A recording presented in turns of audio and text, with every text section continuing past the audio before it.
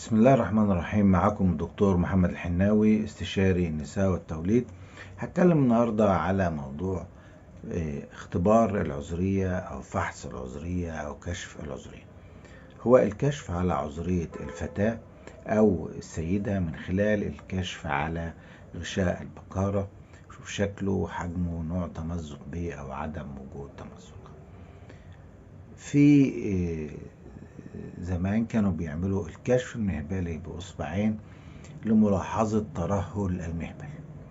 طبعا بيعملوا الكلام ده عشان يقولوا إن الفتاة أو السيدة لم تمارس الجماع سابقا أو مارسته سابقا، على افتراض أن غشاء البكارة لا يمكن أن يتمزق إلا بالجماع، وهذا افتراض خاطئ.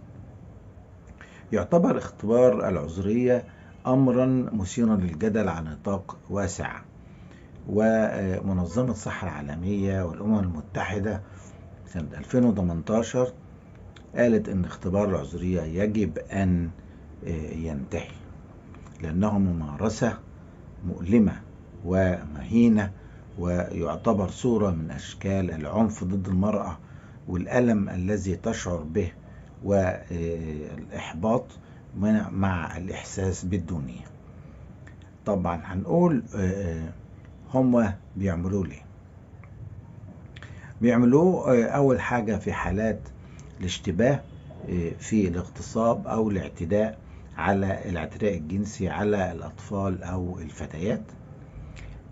كمان بيعملوه لما يكون في إن الفتاة بتسعى إن هي ترد تهمة عنها، وكمان بيعملوه لما تكون السيدة أو الفتاة متورطة في مشكلة ما، وبيعملوه عشان يبرئوها أو يدنوها. كمان بيعملوه في بعض المناطق، مثلا عند دخول المدرسة الثانوية بيعملوه للفتيات اللي داخلين. بيعملوه هنا في مصر في المسجونات اللي بتاخد حكم نهائي وتخش السجن عشان يعرفوا هل هي سيدة أم بنت.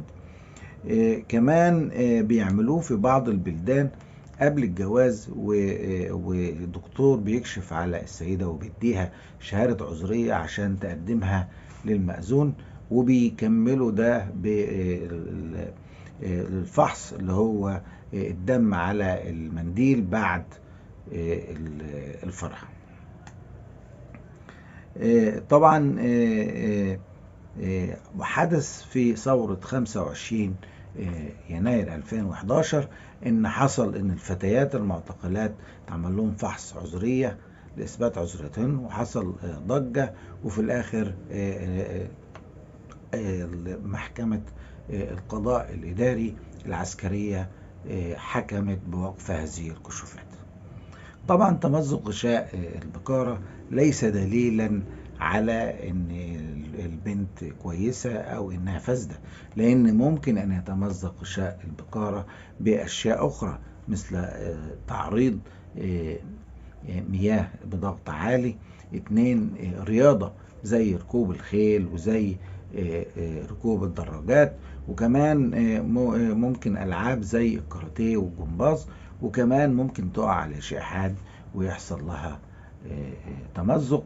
والمشكلة ان لو حد قال وثبت ان في تمزق حتى من غير جماع، بتتعرض الفتاة الى عقوبة وممكن ان تصل الى الموت.